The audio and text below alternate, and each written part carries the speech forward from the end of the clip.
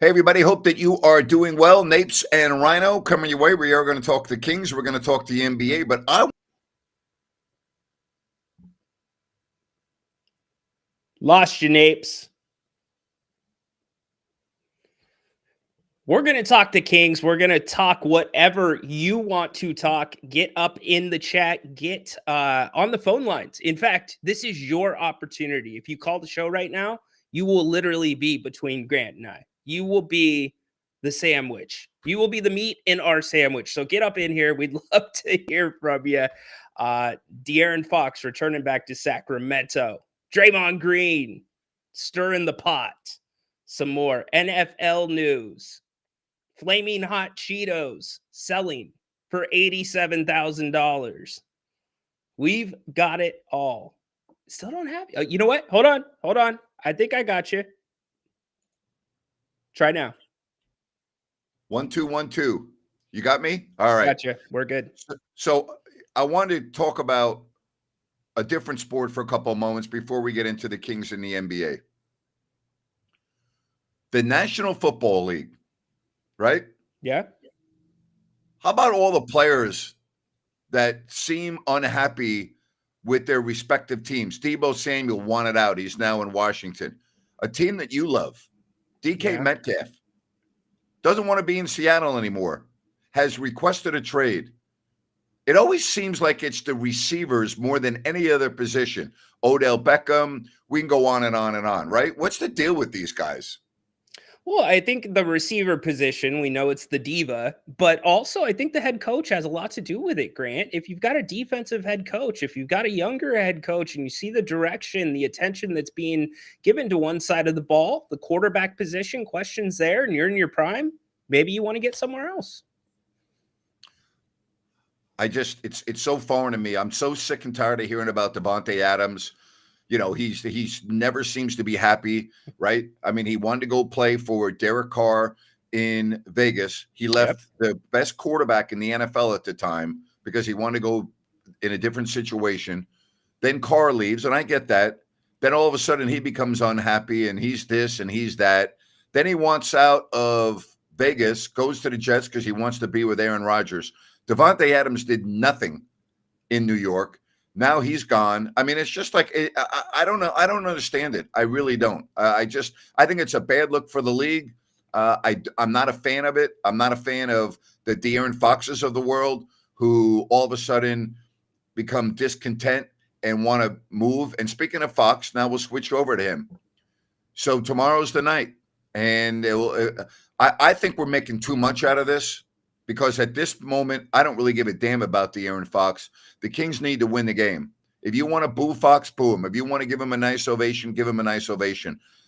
We cannot have De'Aaron Fox overshadow the importance of the Kings winning the game tomorrow. Just can't. Isn't that the big thing? You're coming back from a road trip. Usually there's a little bit of a letdown. Maybe that is the tinder that sparks the fire for them. But it's important, Grant, to the fans. I think it's important to this team as well. He was considered a leader. And now you're playing without Malik Monk, who's been confirmed out. It's a bonus we knew about.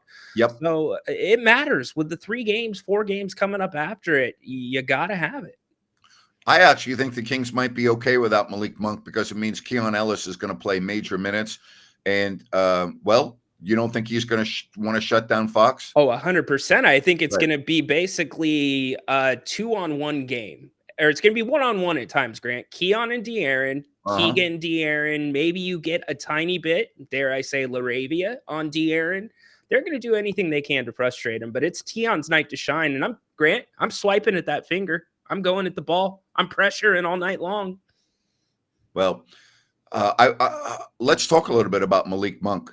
The one thing is the Kings can't go too long without him. And I know a lot of people say key on this, key on that, but we're talking about the depth. We got Murderers Row coming up here on this schedule. I did a rant on it this morning, and you've gone over it. And you cannot be shorthanded against a lot of these teams. I mean, you're already without Sabonis. If you're without Monk for any period of time, you're in a lot of trouble.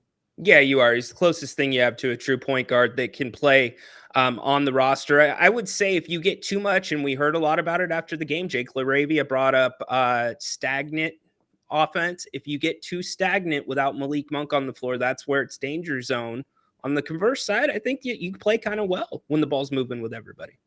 All right, let's talk about Fox. Obviously, Keon Ellis and Keegan Murray, they know his game inside out, but Fox knows the other team. He knows the players that he's going against inside out. We have seen De'Aaron Fox at times take over games. He did it in Sacramento.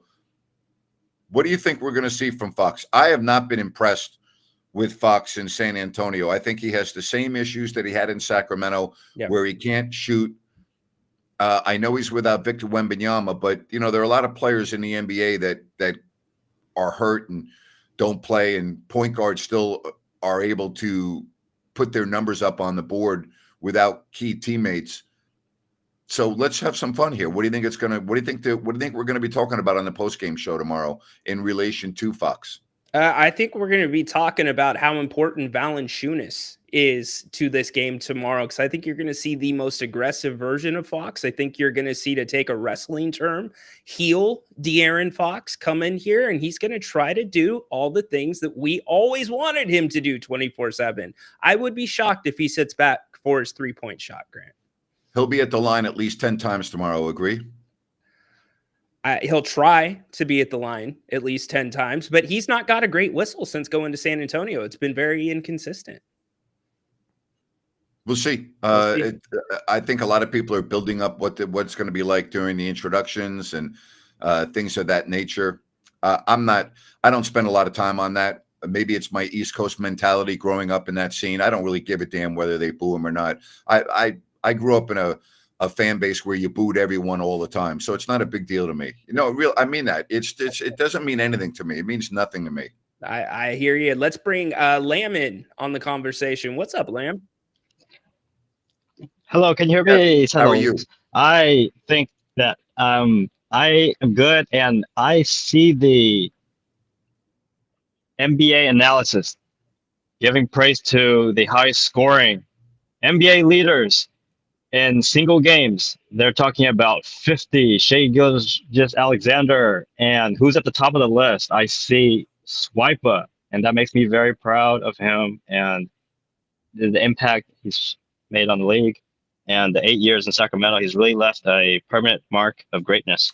How has he left a permanent mark of greatness? I don't understand that, because I don't think he has left a permanent mark of greatness. He was an all-star one time. He got added on, and he didn't win a playoff series and was only in the playoffs once. How did he leave a mark of greatness? Help me out with that. Rhino, you want me to go? Yeah, he's asking you. All right. I think he left on a good mark. I think he didn't leave on a disappointing note in Sacramento, such as further into the reign of a championship. He really took them that's unbelievable, because DeMarcus Cousins, even he couldn't even do that with the Rookie of the Year, Tyreek Evans. Listen, I appreciate you calling the show. I really do. And I always like to get different opinions, but I think you're way off base. That's just my opinion. And I'm not saying you don't have a right to come on the show and say what you want. You do. But I think you're way off base. He didn't leave on a good mark. He left on a bad mark. All right. Yeah.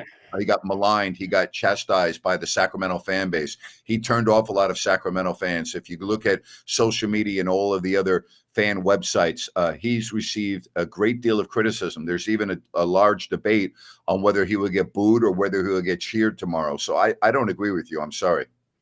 Lim, I think this is the two sides of the De'Aaron Fox debate. Off the court, the guy was great. He did a lot for the community, model citizen. I think for Lowell in basketball times here in Sacramento, he provided some exciting moments, and fans want to remember those things. But he left as a quitter to me. He quit on his team. That's right. He lost exactly them the what game. He did. And he quit on giving his best effort and doing what he does the best night in and night out for a season and a half on a team that was looking to have a cracked window, a cracked door into a championship. And it wasn't until Sabonis was here for a year and a half that they finally made the playoffs.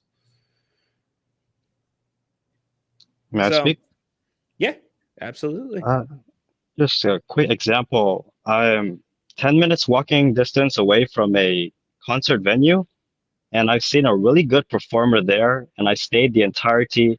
And for his final finale, I walk out knowing that he's solidified. I feel like that is as if De'Aaron Fox has given to the city, and he was fine with that. And he's having a blast playing with Harrison Barnes. They have that chemistry dating back to this city. Well, first of all, thank you very much for the Thanks. call. I just, I'm sorry. I don't know where you're coming from. I really don't. You know, the Spurs have lost most of the games that they played since San Antonio's been there. I don't know how much Fox, likes playing with whomever. I mean, anyone would love playing with Harrison Barnes. He's a consummate professional. You wouldn't find anyone in the league that doesn't like playing with Harrison Barnes. The guy's great. He's great to be around, both on the court, off the court. He works his ass off. He works harder than anyone else. But I mean, we're not going to judge this trade for a couple of years. Yeah. And you're not going to judge Fox and San Antonio until Victor Wembanyama comes back. And let's hope he does come back and he has no more issues with a extremely serious situation. That's first and foremost. The Spurs will have another high draft pick in all likelihood. They have a lot of young talent. This book still has many chapters to go before it's published, and we won't know. But Ryan hit it right on the head. He quit on Sacramento at the end of his tenure, and that's left a lot of bad taste in people's mouths. Yes, well said. Fox screwed over Sac. Now that's a bigger debate. I think there's an argument that he could have screwed over the Kings a lot more. And as for chemistry with Harrison Barnes, I would ask, where was that the 2 years that they played together here in Sacramento? You're telling me they found that in San Antonio in about a month and a half? Interesting. Yeah, I just, come on. Let's get serious Michael, here. what's going on, buddy? How are you doing, guys? Hey there. I'm doing great. I thought Kings played well yesterday against Denver. Unfortunately, though, we got there's officials were just flat out awful. They were very inconsistent yesterday. Yes, they were. I just don't. I didn't like the way. I like the game to be called fair, not like yesterday. And I heard DeMar DeRozan was criticizing the officials, but Yes, he was. Did you guys hear about the? I'm not sure if you guys heard if Doug Christie did. Did he do some criticism on officiating though, Doug Christie, or also? You know what, Michael? He was asked about it after the game. This is what Doug had to say. Because my job is to deal with the refs and their job is to hoop. And that's what I expect out of them. And they know this. So when they start talking to the refs and barking at the refs, I'm like, yo, chill that out. We don't do that. We here to hoop. I'll deal. Let me deal with them. And I will state our case and live to fight another day. So I find that Thank you interesting. I find it interesting, Michael and Grant, that DeMar had to come out and do it himself. Doug didn't even criticize the refs or get teed up. Wow. Doug didn't criticize the refs when he played. That's not his MO. That's not who he is. That's not what he did as a player. And I don't expect him to do it as a coach, although it would have been nice to see him get a technical foul at some point to at least so Fire that the the guys team. on the team know that he firmly has their back. I'm not saying that they don't think that, but very often that's the mechanism that a coach has to get the message across. Yeah, but Grant, you can't tell your team, don't talk to the refs, don't get upset, let me handle it, and not handle it. You got to do something. Right. If I were him, I would do it something to, if I were a coach, I would do something to fire up those guys, help them out. I have their back, as a coach, if I were a coach, right? I mean, sometimes you send a message, let them know. Yeah. I'm here for them. And let's be fair, Doug did not interview for the head coaching job this year. He is navigating this whole thing right now and trying to put a run together with this team. So there's two sides to that coin. Yeah. I do look forward to the Spurs game. That's what I was looking for most because of the anticipation of the De'Aaron Fox. I do expect Kings to come out and play their best game. Forget about what happened in Nuggets. Because the officials were terrible last night. Just go out and play even harder. Allow it to fire it up and lock it in. Right? Thanks, Michael. Thanks, Michael. Yeah. How about the Warriors? They're going to win again on the road up 10 with a minute left against Brooklyn. The Rockets are getting back on track. Anyone that plays the Pelicans should get back on track. It's 96-80. Houston with 8 minutes left to go in the fourth. Those are the games of teams in the West. And then, of course, the Knicks play the Lakers a little bit later. That Warriors-Brooklyn game was 91-91 coming down the stretch. Yes, so they pulled I saw away that. at the last second. Darn Yep. it. Alex, what's up, man? Hey guys, how you guys doing? What's happening? Hey, so I talked to Ryan, I think like a day or two ago, about a possible show idea. Grant, kind of want to hear your opinion. So one of my favorite parts of the show is, Grant, your rants, but not the segment when you rant on fans. I love it. It's hilarious. It's one of my favorite parts of the show. So my idea to Ryan was, if you guys did like a culmination or just like a short video of Grant's best rants on fans, I think it would get all kinds of views. Just my opinion. I think it would be fantastic.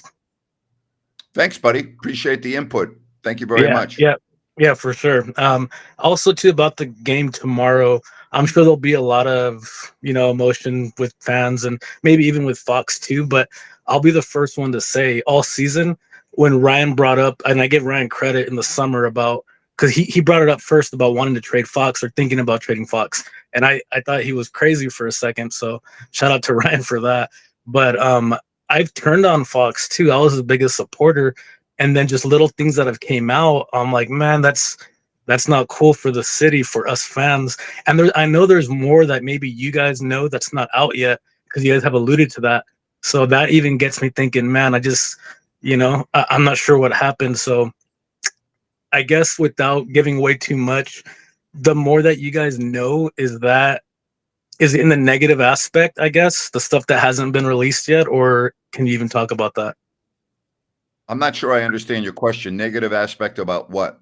Well, because I've heard you and Ryan talk about how there's more to the story. It's not the time yet to say I've said that. what. Yeah. So is the more that there is it negative, or, again, I'm not trying to get it out of you, but is it I guess more negative, or what could we expect, I guess? Well, I anytime that I usually say it, I preface it with, there's no like major bombs or anything that's gonna change like a big narrative, but I think there are dynamics to, there's layers to how this entire thing started developing and how we ended up where we were at. So I just don't think that, and you could say the same about Grant. I think I'm comfortable saying the coaching staff as well. And there's just not really a reason to stir that pot quite yet. And other people are on the record saying the same, and I actually agree with them. Yeah, no, and I appreciate that. And just because I'm sure you guys saw, he called a local radio show a couple weeks ago, and it got kind of weird. And I'm like, man, this is the kind of a weird situation. I can't wait till it's just gone. I can't even wait till tomorrow's game's over too, so we could just rip the Band-Aid off, do the video, don't do the video, do whatever, and just get over with it, and then carry on with the season. Thanks, buddy. Appreciate it. Yeah. You guys have a good night. Yep. Right. Get back into the gym. You're looking a little frail there. All right. Again, I think the one thing, and this is both good and bad, it's what makes Sacramento so special, but it's also a little like, it's a little vanilla. The love affair that Sacramento fans have with their players is special. I've lived through it. I know. But at times they walk around with blinders on. You walked around with blinders 100%. with Marcus Cousins for years. For years. You refused to take your blinders off. And yet this guy was so disruptive and so destructive to the franchise, and you kissed his ass over and over again. You didn't care that he got coaches fired. You didn't care that he had teammates that didn't want to play with him. You didn't care that he paraded the media. You didn't care that he cursed at fans, both men and women. You didn't care that he spewed vulgarities at women in the stands that would be vile, that if it were your daughter or your girlfriend or your wife or your mom or your aunt or your grandmother, you probably would have gotten up and you probably would have left the game. You didn't care. You just didn't care about that. Some of you did, but too many of you did not. You walk around with blinders on. Take your freaking blinders off and look at the totality of the situation. Again, to me, it's very simple. If you want to cheer De'Aaron Fox, cheer him. That's fine. There's nothing wrong with that. If you want to boo him, boo him. There's nothing wrong with that. But do not, just like our first caller, think that Santa Claus is coming into the arena tomorrow. All right. De'Aaron, as Ryan said, quit on the team. And there were a lot of negatives towards the end of his tenure with the Kings. And here's something else that I find to be extremely revealing. The quote unquote best friend of Malik Monk, which is nothing but a fabrication, was asked 100%. 2 days after the trade about talking to De'Aaron. He said, I haven't talked to him yet. Yep. DeMar DeRozan, same thing, had not even messaged him. I don't know about you, but if I went to college with somebody and then I was reunited with him for a couple of years in the NBA and we were some great buddy, and he was leaving my workplace, I wouldn't wait a minimum of 2 days to reach out and talk to him. Like, don't ignore that, right? Don't ignore that. And there's some reporting that they were not talking before De'Aaron was traded. Listen, everyone that talks about De'Aaron and Malik being this or being that because they played at Kentucky doesn't mean a damn thing. Well, I'm It means talking about nothing. DeMar too. I know DeMar as DeMar well. too did not either. But here's the other deal. De'Aaron's a family man. De'Aaron's married and has kids. He doesn't go out. He's not. Malik plays golf every day. All right. They have different lifestyles. Doesn't mean they don't like each other. It doesn't. But the only time they hang out is on the basketball court. They don't go to meals on the road. They don't do this. They don't do that. You know, it's just fans don't know what they're talking about. Some fans. If you want to break it down to the fundamental level, Malik wants De'Aaron's job. Yes. That's sports. Yes. Yes. And with that comes a higher paycheck, even though he just signed a deal. Absolutely. So, yeah, of course he does. Dave, welcome in tonight, man. Hey, guys. Good to see you again. Enjoying the show so far. Thank you. Man, you guys are spot on with De'Aaron. He's like, I still got my kids and I, we still got the big head up in the hallway. Like, we got the life-size, like, sticker to the wall De'Aaron thing still going on. A little bit of me is like, it's probably time to take that down. He's tough because we were treated to some great games, some great efforts. That playoff series was the closest thing I can remember in my. I'm a fan 25-ish years. That was the closest for me that we've come to the early 2000s. Like, it was exciting. It was a series that didn't end the way we wanted to, but there were reasons to love De'Aaron. But fast forward to now and the recent past, and man, I saw him in Philly in his second to last game. The energy wasn't right, man. Like, it just wasn't right. It was clear. Sorry, I didn't even intend to talk about De'Aaron. You guys were just talking about him before I got in. But I see why fans are, and why we're talking about, hey, is he getting booed? Is he not? It's an interesting question. Well, what? I think you raise an excellent point, because for the younger generation that didn't live through the 2002 days, you always heard about those glory days, and that was their first taste of playoff basketball. And Grant, you said De'Aaron was the MVP of that series up until he broke his finger. Yes, he was. No question about it, in my opinion. Yeah, and that season, the Beam year number 1, whatever we want to call it, there were moments in the first, I would say 4 to 6 weeks of that season where when I watched De'Aaron, I legitimately felt, holy cow, this guy, he's playing at an MVP level. Like, I didn't feel like I was exaggerating, but that quickly fell off. It wasn't sustainable for him. So he certainly showed us a lot. There were good times, but enough about him. The reason I called today, coaching. I have a coaching observation that I made with Doug last night, and then a question that I wish Jerry was here to answer, but we can get into him. Luckily, we know him. Yeah, you do. You hang out with the guy. I have to say, last night in the game, second quarter, I mean, the Kings are riding high, right? 42-29 going into it.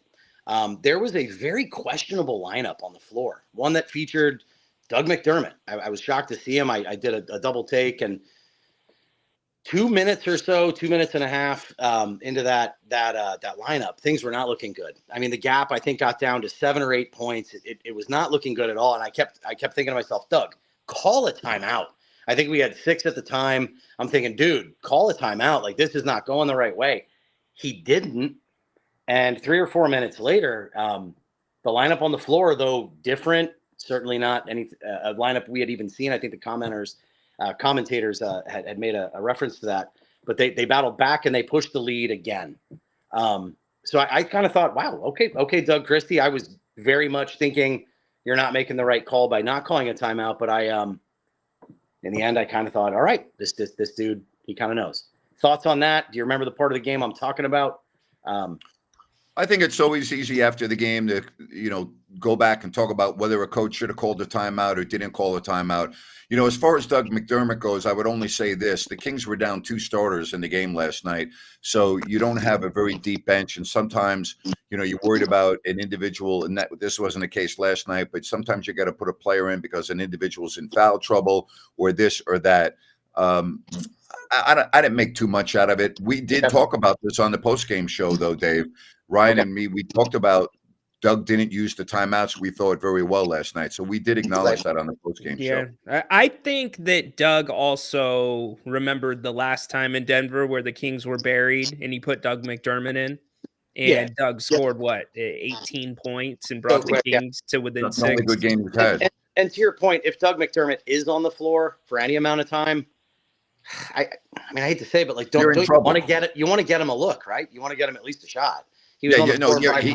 You're 100% correct. If he's on the floor, get him the ball and let him shoot. Yeah. That's the only reason why he's on the floor. That being said, he also made a defensive player too that caught me by surprise. The team is playing well. To move on, I know I came in talking about De'Aaron, but the team looks good right now. I mean, shame they lost last night. That starting lineup, I loved it. I know it's not our starting lineup, but that leads me to the other question that I said was a coaching question, and then I'll let you guys kind of dive into this here. Grant, you've been watching basketball longer than me. All right. Was there a time in the NBA where starting lineups were more determined by strategy based on what the other team had? Was that never a thing? No. Okay. Same starters every game, barring injury. Very rarely changed. And the best teams had a very distinct substitution pattern where the same 5 would start. And like Jerry Sloan was the best at this. Stockton and Malone came out of the game every single game at the exact same time in the first quarter for subs, and it never deviated. Most coaches coach that way. Okay. And that's what I've seen in my lifetime as an NBA fan. I just didn't know if there was a time that existed that maybe things were different. And is there a coach that you remember approaching that differently? Or is that really a show of, hey, our roster isn't very good? Like, I feel like if you have Stockton and Malone, well, you're gonna base your plan around that. Well, yeah, if you have one of the better teams in the league, like when Rick Adelman coached, his pattern was pretty much the same every night. Because it was like, well, our players are better than yours. You're going to have to match up with us. I'm not too worried about what you're doing. I'm simplifying. The league is going to have to adjust to us, sort of thing. Yeah, I'm simplifying this a little bit. I mean, if you're Utah right now or Charlotte or Washington, it really doesn't matter what the hell you do because you're going to lose the game. But generally speaking, my experience in covering the league over the years is the same players pretty much play every night, the majority of the minutes, barring a blowout either way. That's how most coaches coach their team, and it really doesn't change that much. Okay. Yeah, basketball players are creatures of habit. When Kevin Huerter went to the bench and knew that was going to be his role, he spoke up about it. He's like, I know what to expect. I know what I'm coming in for. I know when I'm coming in. And once you get to the point that both of you were talking about, that means that usually teams like the Kings are now, they're trying to adjust to you every night. So, that means you've made it. You're in a good spot in the NBA. Thank you, Dave. Good job, Dave. Yeah, man. Appreciate Thanks. Good chat with you. Hey, really, really appreciate that. We're going to get to more calls in a moment, but I want to spend a moment and talk about Element Mortgage and Connor Pollock, who works for Element Mortgage. And if you are thinking of buying a home, selling a home, refinancing, whatever the case may be, I think you do very well to get a hold of Connor. And for you Kings fans out there, you'll be able to talk a lot of Kings basketball. But more than that, you'll be able to talk about his experience because he's not super salesy. And the thing I like about him, he is a common sense guy. And he's got a great team behind him with over 100 years experience. They are an independent mortgage bank, so they can do anything under the sun with lending programs. It is a one-stop shop. And how about 1,000 loans closed over 7 years for Connor? Again, he's a local guy from Folsom, lots of experience, and someone that you can trust. And I don't know about you, but when it comes to a purchase of a home or selling a home, trust to me is huge, and experience is right along aligned with trust. Trust and experience is what I'm looking for. You get that with Connor. Give him a call at 916-505-1006. That's 916-505-1006. I could leave that picture up there for the whole show. I just love looking at that. Yeah, Man, I know oh, it's man. gorgeous. Yeah, I think. Yeah, wow. Looks I'll like put that on Jerry my Reynolds. phone. Looks like Jerry Reynolds' view. Yeah, Jerry, we got to get a view out there with Jerry on his kayak, though. Exactly. Yeah. Exactly right. And you know, the personality part, Grant, the stack of papers that you sign with your mortgages and your loans, like Yeah. that, you need to be able to have a good conversation. Yes, absolutely. And you can do that with Connor. Yeah. Happy to have everyone here. Thank you for the messages, the phone calls, and we roll right along here on If You Don't Like That. You know, it is open forum, so I got to throw something in really quick. Louis, Mike, Nate, and Todd, we're coming your way. But Grant, wanted to get your take on this. Excuse me. Let me get to the correct screen. That, my friend, is a flaming hot Cheeto. You know, like the Cheetos Yep. that you buy at the store. Yep. It happens to be shaped like a Pokemon character. Yep. Any guesses what it sold for at auction? No idea. I wouldn't even. First of all, anybody that would buy that at an auction is a moron. So, but I'll let you just break, instead of me sounding like a fool and being off by 5 or 6 or 7 digits. I'll let you just tell us. So there were over 30 bidders. I think it was around 60 bidders. Grant, $87,000. I don't even know what to say to that. I really don't. $87,000. Somebody probably needed to close a loan with Connor to get that flaming hot Cheeto right there. Oh, it my looks gosh. like a Pikachu character or a Pokemon character. Insane gosh. stuff. Louis, what's up? Hey, what's going on, guys? Happy Friday Eve. Hey, Louis. Hey, Grant, I had a question for you, man. For you being in the broadcasting industry for so long, I kind of wanted maybe for you to give us an inside look on what it might look like from like a grading, or maybe NBC giving Katie some feedback on some of the way that she's calling the game. Like, how does that look? Do they give her a grade? Are they giving her coaching? Like, what do you think it might look like? They can't give her any feedback because there's nobody at NBC Sports California that have any idea what the hell they're talking about. So they can't. They don't have anybody experienced enough, or at least when I worked there. I don't know about now. And I'm not talking about the people that work in the truck. I'm talking about the executives that work in San Francisco. None of them have any idea about broadcasting. I've actually would joke about it with the people in the truck about how amateurish they were about broadcasting. They didn't know anything. I mean, I used to, it blew me away, and I didn't work for them, so I could say this. Yeah, I would have said it anyway. There is nobody, and there's nobody within the Kings organization that knows anything about broadcasting. There used to be. Craig Amazine was the director of broadcasting for many years. He was also in the same position with the Arizona Coyotes in the NHL and had a long history of broadcasting and studied it. And in all of my years of being in the industry, I don't know if I ever came across anyone that knew as much about broadcasting as Craig. And we used to love talking about it because I love studying broadcasting. I love talking about it. And Craig and I would sit in his office at Arco Arena and talk for hours about this. We had a genuine love for it. So to answer your question, Louis, there is nobody in the Kings organization that knows anything about broadcasting, and there's no one in San Francisco at NBC Sports California that could tell you anything about broadcasting because they have no idea what the hell they're talking about. Really quick, let me hop in, Louis. Charles Davis used to come on your radio show, Grant, all the time and talk about how they're graded out on Fox. And I think that's and real quickly, Charles is obviously a top commentator in the National Football League, does a great job, works with Iron Eagle now, the #2 team, and Charles is great. But anyway, go ahead. So I guess since you're friends with many of the other announced teams throughout the NBA and know them, was it the norm for them to have people grading them out at a regional level? Network announcers, yes. There's all kinds of talent coaches, people that are truly good at what they do, that are paid a lot of money to work with talent, particularly the analysts, not so much the play-by-play people, because when you get to the network level as a play-by-play person, you're elite. Whereas an analyst like Tom Brady, Tony Romo, these guys that come in with very little experience, they need to be coached. They need the guidance. Whereas your play-by-play announcers at the network level, you know, Iron Eagle doesn't really need guidance. Mike Green doesn't need guidance. Or Kevin Harlan, I can go on and on, right? Jim Nance.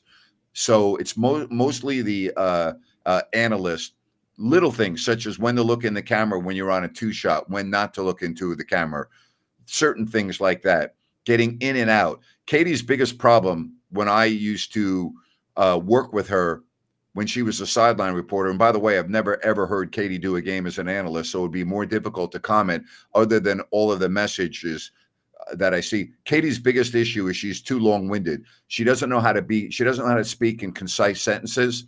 She doesn't know how to get into a comment and out of a comment without interfering with what the play-by-play people are doing. So that's her biggest issue. She needs to learn to stop. Make your point, stop. Make your point, stop. Make your point, stop. Don't go on and on. You already made your point. Don't go on and make the point again. That's her biggest issue that I found when I worked with her. Yeah, I completely agree, man. I think you hit it right on the nose. We call it rabbit holes. She goes down a lot of rabbit holes, and I'm like, what in the world is she saying? Yeah, she gets off on tangents, and, you know, she used to do that as a sideline reporter, and it's just, you know, enough. Just make your point, you know, say what you want to say, and you're done. There's no time for that as a sideline reporter. No. You've got like 30 seconds. Exactly. Grant, I got one more question for you real quick, Grant. Would it be okay for you, or what would it take for you to live stream a game to where we can listen to you call a game again? You would have no idea how difficult that would be. First of all, I don't know if it would be a copyright issue, so that's the first thing. Number two, would be extremely difficult for me to announce a game like you're referring to without being able to hear the crowd, the whistles, the officials. It's just not. And number three, I'll be very honest with you, it's not something I would enjoy doing. All right, man. Well, we miss you, and I think you would get more viewership than the actual game itself. So you guys have a good night. You know what? If there was a way to do it technically where I could hear the natural sound and the whistles, and I could make some money, and I'm not going to lie to you, I wouldn't want to do it unless I could get paid, because it's a lot more work than you think. It wouldn't be like, gee, turn the game on and announce. It would require, you know, quite a bit of work to be able to do it and do it well, because anytime I announce, I don't want to embarrass myself. So it's not as easy as you think, Louis. All right. Well, thank you. I appreciate it. You have a good night. There's a standard when Napes gets behind that microphone. I love it. Mike, welcome up tonight. Hey, Grant. What's up? What's up, Grant? Hey, how are you? Hey, last night, I just want to know, in the fourth quarter, was it worthy of, we got a dandy here in Denver? Right? You know, I could just imagine you saying that, you know. Yeah. Oh, we have got a dandy here in Denver. Yeah. Oh, man. So, yeah, I just want to talk about De'Aaron Fox. A lot of the fans are going to stick up for Fox. I get that. But, you know, I just feel like he started this season off on a wrong foot. And when he got the agent, he just wasn't the same De'Aaron Fox. And he wants to shoot all these threes. And then it seems like somebody had a comment where it's AAU Fox on steroids. he's high flight, he's high energy, he's great on defense, and I get why the fans love him. Back in my day, I loved Mitch Richmond. So when he was traded, I was like, what are the Kings doing? So, I understand how some of the fans are going to take up for Fox. He was a heck of an athlete. What do you guys? No question. Yeah. Yeah. He provided a lot of exciting moments for Kings fans. I get that. I'm not telling fans, erase your memory of him. He provided, listen, I was very open about this when he got traded. I love watching him play. I talked about that. It was a thrill for me to sit courtside and watch him play. I rooted for him. I liked De'Aaron. He's a really good guy. I mean, I don't have anything bad to say about him that way, but unfortunately, he was, in my opinion, too unprofessional at times towards the end of his tenure with Sacramento. And a year ago, blowing off the media for 3 weeks, I thought that he was at times not fair to Mike Brown on his post-game press conferences. I thought he called out the coach at times. I thought his act in the Pistons game, allowing the three-point shooter to be wide open and then fouling him, which you lost the game because of that, and not taking accountability afterwards, I thought was very unprofessional for a guy that's making the kind of money that he is and being the quote-unquote leader of the team. It's just I had a problem with it. I don't forget stuff like that. Yeah, and Mike, he's on. Well, not Rich Paul is on record as saying it was his idea for De'Aaron to go to San Antonio. Right. So I think there's a lot to what you're saying. And Mike, you're like blowing my mind because I'm looking at you and I'm thinking, do you look more like Tom Brady or John Cena? Like I'm trying to figure it out. I'll take either one. I've been Franken Brady, so I've been Frankenstein throwing a football. My wife teaches 5th grade. So she's like, hey, can you come to my classroom as Frankenstein and throw a football for these kids? I was like, sure, I'll do it. Moment of my life. So I was dubbed Franken Brady. Franken Brady. Yeah, right. Frankenstein throwing a football.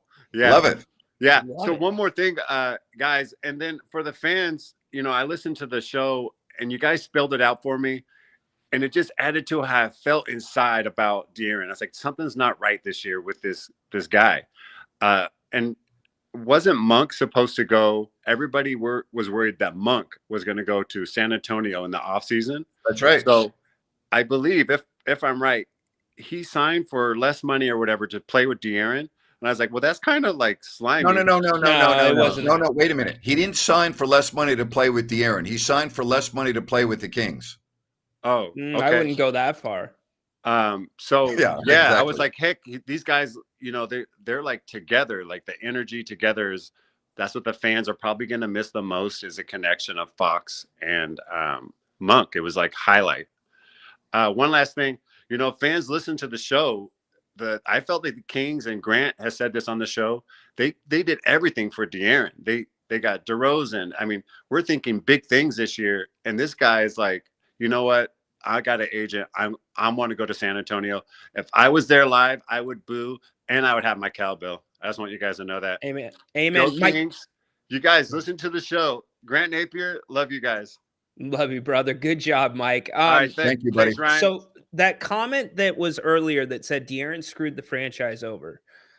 I guess that's where I say he could have screwed them over further. If he's in their ear and saying, nope, I'm going to re-sign here. The only reason that I'm not is because I want to see if I can get that super max. So make this move. Go move Keegan Murphy. Go move Devin Carter. Go move Keon Ellis with the intention of leaving the entire time. It could have been a lot worse. Amen to that. Hey, I want to tell you about New Works Plumbing. They've got a fix for you. They're available around the clock 24/7 when it comes to your plumbing needs, your plumbing issues. There's the information on the screen. I like newworksplumbing.com as well, NEWWRXplumbing.com.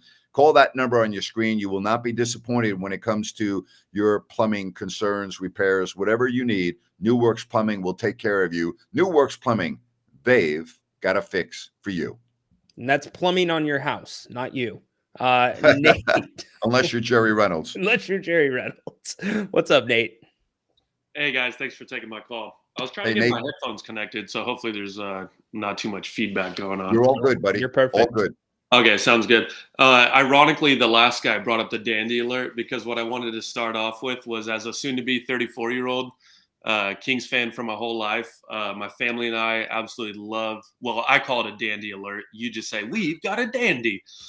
So, man, my sisters, just growing up with you two, man, we used to love what we called the dandy alert. And in fact, I probably shouldn't admit this, but I went to Sonoma State, and they were mainly Warriors fans. But I made a rule in the house that if there was ever a dandy alert, we all have to take a shot of something, whether that's oh my God. Nice. So it could be Tuesday before a final, but if we've got a dandy alert, you best believe we're pouring that up, baby. I love it. I absolutely love it. Awesome. So that is a classic. And I feel like I'm glad Mike brought that up because I don't know if enough people appreciate the dandy, but I just absolutely love the dandy. Aside from that, there was just a couple points I wanted to make. And it's my first time calling. I've listened to you guys for a long time. It just took me a while to finally get on. Thank you very much. We appreciate it. You're killing it. You're killing it. I think just a couple things I wanted to say is one thing that kind of annoys me with Kings fans is they put Fox on this pedestal as if he's this all NBA soon to be, future Hall of Fame guy. And it's like, guys, you feel that way because we've been bad for so long. We've been exactly right. We've been bad for so long and have been so starved for success that you put, and you guys have talked about this, you put the Cousins up there, you put the Fox up there. It's like, guys, he made one All-Star game and he was a freaking injury replacement. Like, we didn't lose, Steph freaking Curry. We lost a guy that was a one-time All-Star. And with that being said, I love the guy. I mean, I used to, and he was a good player. But I just get annoyed with some Kings fans acting like, oh, we're done because we lost Fox. Just stop it. He was a good player. He was never a great player. I think you hit it right on the head. I agree with everything you just said. Nate, do you watch The Walking Dead? I don't watch it very often. Do you, Nate? No. Nate, you watch it? Yep. It's zombies coming at you from every direction. That's what the Fox fans were doing to me on the Kings court for about 2 months leading up to this, just saying, he's a number one. He's a number one. He's a super max. And what's he do? He goes to San Antonio to be a 1B. Exactly. And you know what? I think Mike touched on this too, or maybe another caller did. When we made the playoffs that first Beam Team year, I thought Fox was turning into that guy. And I was so excited because, when you would see him take over games, he was so much more, in my opinion, he was so much more deadly in the paint. He was driving, he was getting into the paint, he was scoring around the rim. And I thought, and you saw how he played against the Warriors. I thought, man, I think this guy's turning into a superstar. And I agree. It just never transpired. It's like the next year following that, he would have games with over 10 3-point attempts. And it's like, what are you doing, man? What are you doing? No one can guard you in the paint, and you're just settling for threes. So, that was kind of one of the points I wanted to make. And then in terms of, I was just thinking, and this is funny for me saying this because I've always supported Fox, but I almost want to buy a ticket to go to the game tomorrow just to boo his ass because he's bugging me so much. Hey, Nate, I'll leave you with this. Oh, we have got a dandy here in Sacramento. Yes. Go take a shot. Yes. I love Go that, take man. a shot, Nate. That's a dandy alert right there. I could get Nate completely plastered here if I did Yeah, that. you Like could. You could. I'm going to tell my Get the buddies. bottle out in front of you. We have got a dandy shot.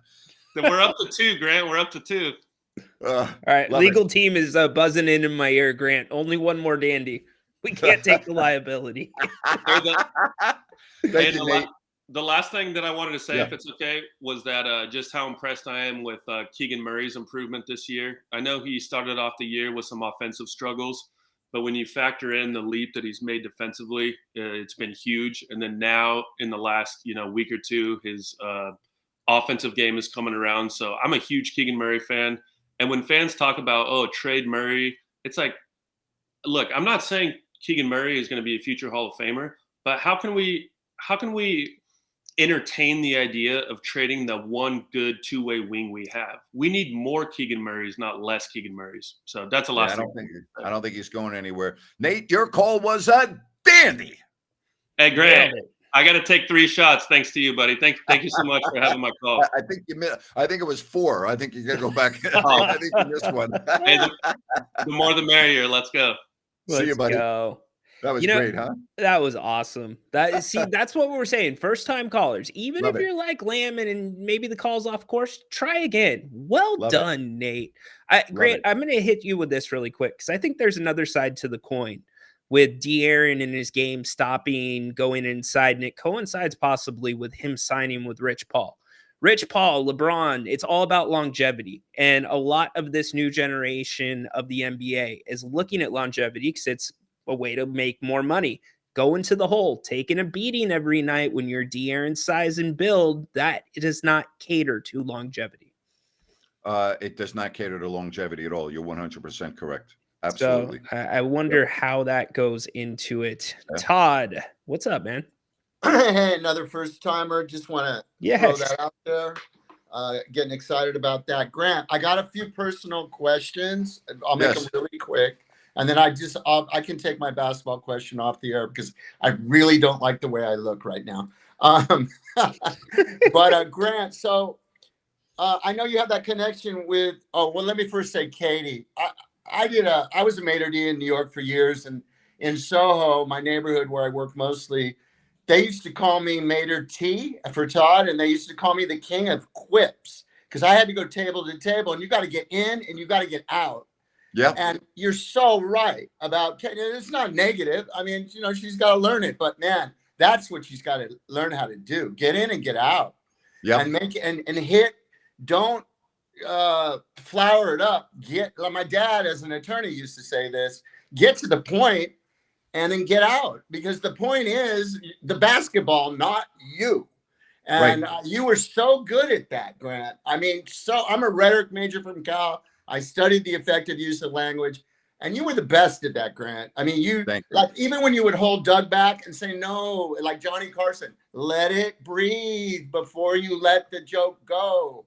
And all the things you used to do were just, you should teach a rhetoric class, the persuasive use of language. Go down there to Berkeley, my alma mater, and they'll stick you in there, and you can tell some people what's going on. Now, thank you. There's that point. Second thing, were you ever hip to like Gunther's and Vic's ice cream in South Sac by the park? No. Yeah, well, Gunther's open along. They have that fabulous sign. Anyway, Vic's was a spinoff, and these two things, I mean, Gunther's is 70, 80 years. Vic's just closed after I gotta be 65, 70 years, and it's gonna reopen, and it's just a heartbreak. I went there when I was 2 years old, 63 years ago. So, wow. I just want to throw that out there. And then what was it? Oh, I know you have that connection with Mike the Mad Dog. Did you ever have a connection with Steve Summers? I had Steve on my show a couple of times, and Steve actually had me on his show at WFAN in New York a couple of times.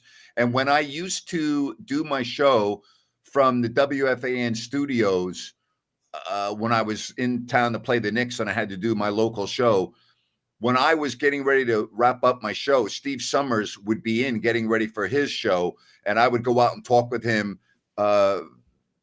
almost on every time I was there. I love Steve Summers. He was and great. You know his connection to Sacramento, right? Yes, absolutely. We used to talk about that. Yes. Howard Stern has got nothing on him. When he first came to town, again, a brilliant man, he said, look, all I got to do is bash the Niners and bash the Raiders, which nobody had been doing. And he took Podunk Little Channel 13 right up the charts. Nobody had ever heard a shock jock like him before. It was amazing. But, okay, now basketball. Just one thing, really. What? Well, two things. And excuse me, Grant, for using this term. Could this be a signature loss for the season to Denver because of what we saw, number one? Number two, why didn't they get the bottle of Laravia more when he was hot and concentrate on Debo and him? You want to get Levine warmed up for what? He was having a bad game. They should have sat Levine. What? Laravia could have had 30 points. I'm going to say something to you because you bring up a good observation. One of the things, and I don't talk about this so much, I use the term basketball IQ. I think Kings players do not feed the hot man enough. Boom. And I've seen it too often, and I agree with exactly the point you just made. I think you're spot on. Okay, that's it. And thanks. I'll try to call back. First timer. Love the show. You know what? Excellent call. Very Excellent. good call.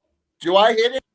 Oh, Love Okay, getting there the you love getting the first time callers on. Outstanding. you know, Flores, who is a regular, brings up such a great point. Last year's intro video, Grant, where it goes, Fox, goodbye. Yeah. We can start playing that one again.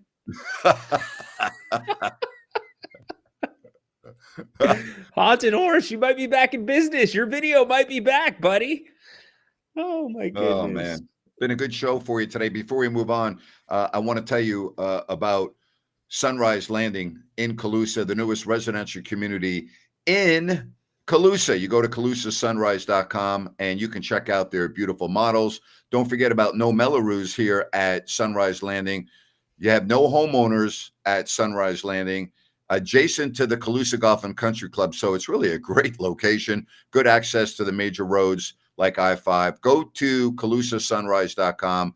This is a Blazona development project, and you can check everything out. Sunrise Landing, calusasunrise.com, and beautiful Sunrise Landing. Not sure if we mentioned it. The Rockets did get the job done, 109-97 in New Orleans. So that one is in the books. Okay, Grant, I got to ask you this. The Giants re-signed Tommy DeVito and some talks about maybe some Aaron Rodgers interest. Where you at there? Yeah, I don't want Aaron Rodgers anywhere near my football team. I don't want a distraction. I don't want the circus. And the Giants are not in a position where they're close to winning, especially in that division right now, with Washington being where they are, up and coming with a stud quarterback in Daniels. No, I need a young quarterback or a veteran quarterback who's not in his 30s, but in his upper 20s. I need to build around a guy. I don't need a 41-year-old prima donna. And I'm friends with Aaron, and if he were sitting next to me, I would tell him that. I think that Aaron's I think he's misunderstood by some. I would say that. But I also think that Aaron has stepped in it, and he has no one to blame but himself for that. Do you think his act has maybe, and I mean his act in terms of input with the organization, wanting guys that he likes coming with him, maybe played himself out of the league? It's a great question. I would lean more towards yes than no with that question. Okay. Seems like him and Devontae Adams might be good. Well, Let them go play together and be they were great in Green Bay, and then it wasn't good enough for Devontae Adams. He wanted to go play with Derek Carr. And Devontae Adams hasn't been the same since. He's to me turned into a diva, and it's like nothing's ever good enough for him anymore. It's like, I don't know. It just turns me off. And I love watching the series on Netflix on the receivers with Justin Jefferson and Devontae Adams and George Kittle and Deebo Samuel. I thought that was a phenomenally well done. And I was like, wow, man, I really gained a lot of respect for Justin Jefferson, a lot of respect for him, because you get to see it behind the curtains. And I actually had very good things in my mind about Devontae Adams, even though they chronicled, his flare up on the sideline with the quarterback at the time and some other issues. So I don't know. I have a very difficult time seeing so much discontent with athletes that are paid such ridiculous sums of money. Like, I don't understand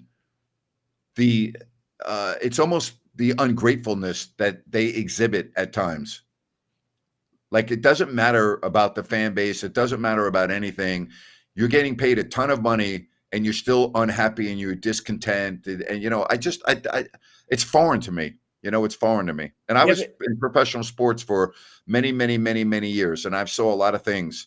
And most of the athletes that I was around were extremely grateful, extremely loyal, content, and all of that. But boy, I don't understand the discontent. I really don't. Well, I think players are entitled to discontent, just as any other employee might be, just because you're getting paid more money. I mean, their job is actually on the court, and there's off the court responsibilities that come along with it. I think it's about how you handle the discontent and social media has completely changed that game.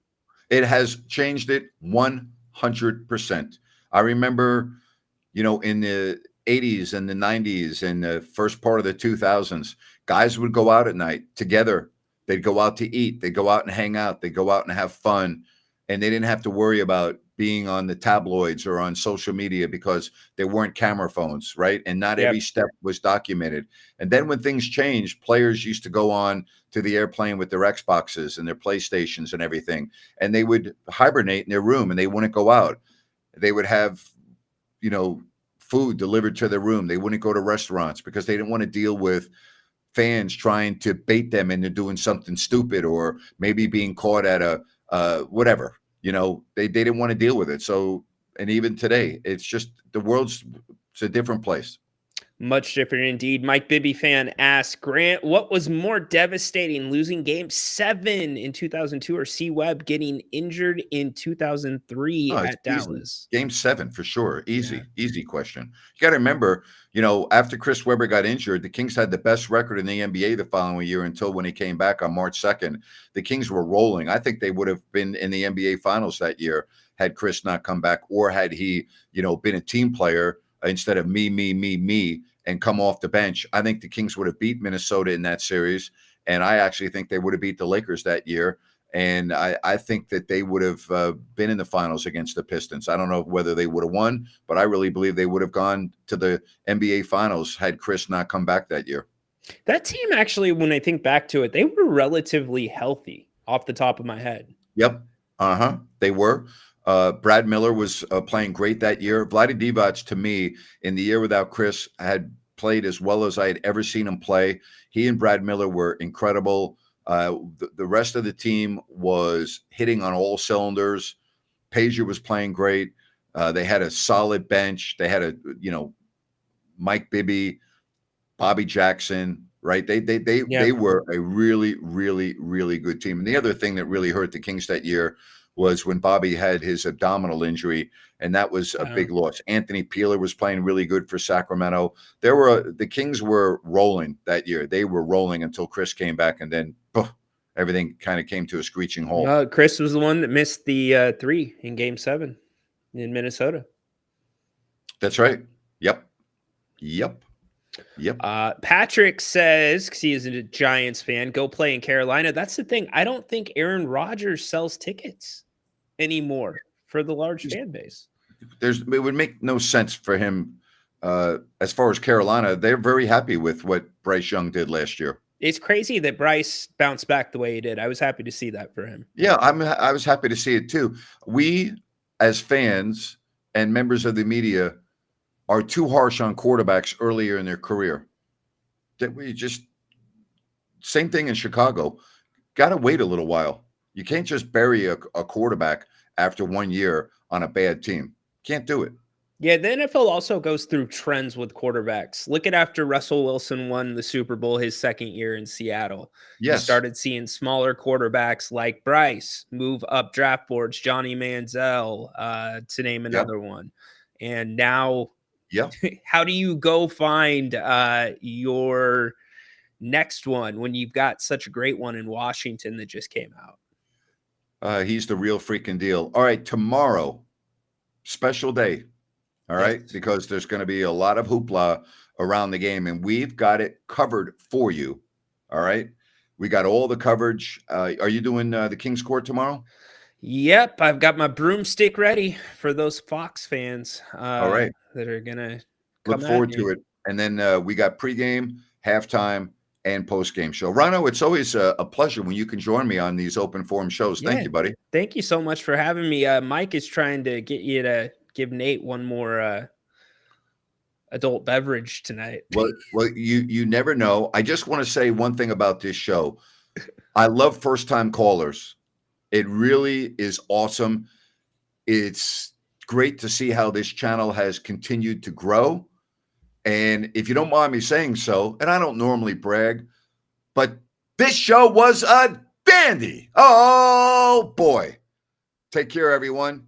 Talk to you tomorrow. Kings Court, Kings coverage. Fox is back in town. Have a good night. Bye-bye.